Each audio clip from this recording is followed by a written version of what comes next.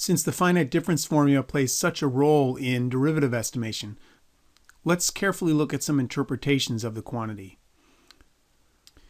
If a function g is integrable, in other words, you can take its integral, then the average value of g over the interval a to b is defined as the integral divided by b minus a. Equivalently, g average is the only constant c which satisfies that the integral of g is equal to the width of the interval times c. In other words, g average is the value of the only constant function which has the same integral over the interval a to b as does g. That's why it's called the average value. Now, by the fundamental theorem of calculus, the integral from x to x plus h of f prime, right? The antiderivative of f prime is f, so therefore it's f at the upper limit, x plus h, minus f at the lower limit, x. If we divide both sides by h, then we get the finite difference expression on the left, and on the right we have 1 over h times this integral. Compare this integral to the definition of the average. This is the average value of f prime over the interval x to x plus h. So what we've shown is that yes, the finite difference expression is generally not the derivative of f at x, but it is the average value of the derivative of f over the interval x to x plus h. So if the derivative's value is not changing very rapidly, then the finite difference should be an accurate estimate to the derivative. Let's interpret the finite difference formula another way. Remember the mean value theorem. The mean value theorem says if a function is differentiable on an open interval and continuous on the closed interval, then there is an r in the open interval such that f of b minus f of a equals b minus a times the derivative at r.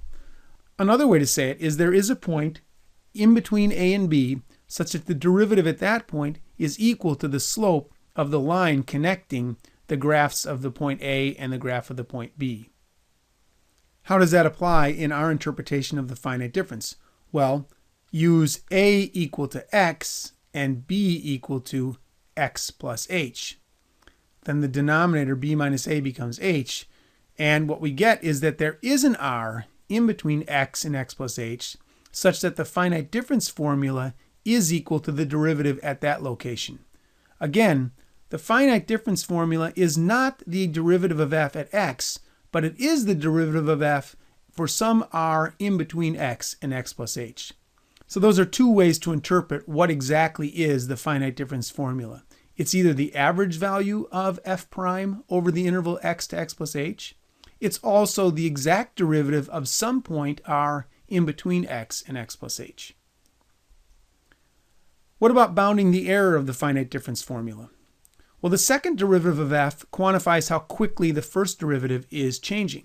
So we can bound the error between the finite difference estimate and the actual derivative using the fact that the finite difference is the exact derivative for some intermediate value, what we just got from the mean value theorem. Because we know that intermediate between x and x plus h, first derivative's values differ because of the second derivative. Right? The second derivative is why the first derivative is changing. If we use crude knowledge on the second derivative, much like we did in the error bound for trapezoidal and Simpson integration, then we can bound the error in the derivative. Then we can bound the error in the derivative estimate. Specifically, the difference between the finite difference expression and the actual derivative at x is less than or equal to the step size divided by 2 times the maximum value of the second derivative in the interval x to x plus h. So if the second derivative is bounded, it shows that the finite difference error decreases, at least linearly, with decreasing h. This type of analysis certainly suggests that to get accurate estimates for the derivative, one can simply choose small values of h. But what about the effects of round-off errors? Let's recall our model of floating point arithmetic. There we saw that every basic arithmetic operation potentially makes a small relative error, for double about 1 part in 10 to the 16. For simplicity, let's suppose the same goes on here. In computing f of x or f of x plus h, let's assume that small relative errors are made. So The calculated value of f of x, that's what fc means, is the true value f of x times 1 plus delta 1, where delta 1 is some number unknown to us but less than or equal to epsilon, where epsilon is this maximum size of relative errors. Similarly, the calculated value of f at x plus h is the exact value of f at x plus h times 1 plus delta 2, where delta 2 is unknown to us but small. So the question is, what is the potential effect of these errors on the estimate of the derivative? Well, let's assume that h is relatively small. We're taking small step sizes. Therefore, f of x is approximately equal to f of x plus h. So the calculated value at x plus h, which is right here, 1 plus delta 2 times f of x plus h. It's f of x plus h, that's the 1, plus delta 2 times f of x plus h, but I'm just going to approximate that with delta 2 f of x, because those are pretty close. Now let's track through what is the calculated derivative estimate. There's the finite difference using the calculated values. Let's plug in what they approximately are. At x plus h, it's the function at x plus h plus delta 2 times f of x, minus the value at x, which is the function value at x, minus delta 1 f of x, over h. Now group those terms together, the terms without deltas and the terms with delta. And what we end up with here is the exact finite difference expression, not the exact derivative, but the exact finite difference expression, plus this term that depends on the deltas, the h, and f. Now remember that deltas can be of any sign. They're known to be small, but they might be positive, might be negative. So therefore this term, error, just in estimating the finite difference expression itself, can be as large as 2 epsilon over h times the absolute value of f. That certainly suggests that we should not take h too small, because a small h potentially drives up the effect of round-off errors. Let's summarize all these ideas on this slide. If we ignore round-off errors, then we'll get things that suggest to take h small.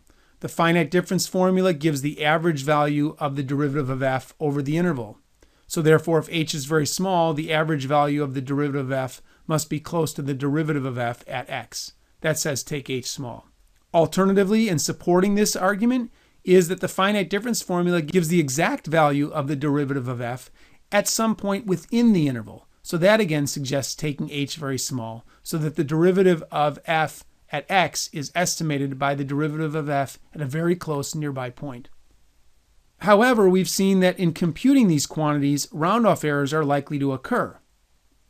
In even the simplest computational model, the error between the computed finite difference and the actual finite difference may be as large as 2 epsilon over h times the absolute value of f of x.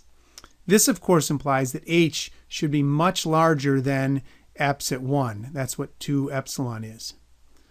Let's see these effects in MATLAB. Here's a script. We'll just use the cosine function. Here's a handle to cosine, and then a handle to its exact derivative, negative sine. Then we'll take a bunch of different values of h, 0.1, 0.01, 0.001, and then go all the way to 1e minus 14 and 1e minus 15, and in each case build up anonymous functions which are the finite difference formula, f of x plus h minus f of x divided by h, just using the 5 different values of h. What we'll do is we'll then plot the values that the derivative formula estimates at 20 points from 0 to pi. We'll also plot smoothly underneath that 200 points of the exact derivative. In the first plot, we'll just look at the exact derivative.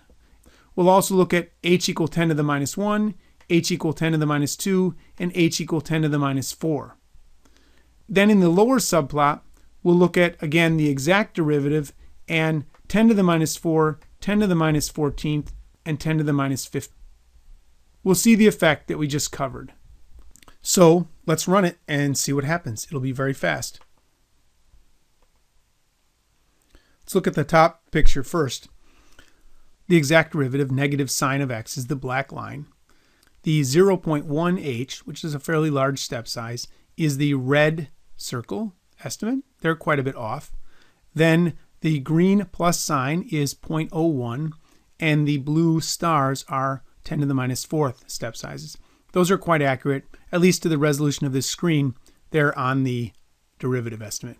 We could plot the errors and we'd see that they're not perfect. That's not the point though. It got better as h got smaller. Now let's go to the bottom curve where we take h starting at 10 to the minus 4th and make it really small.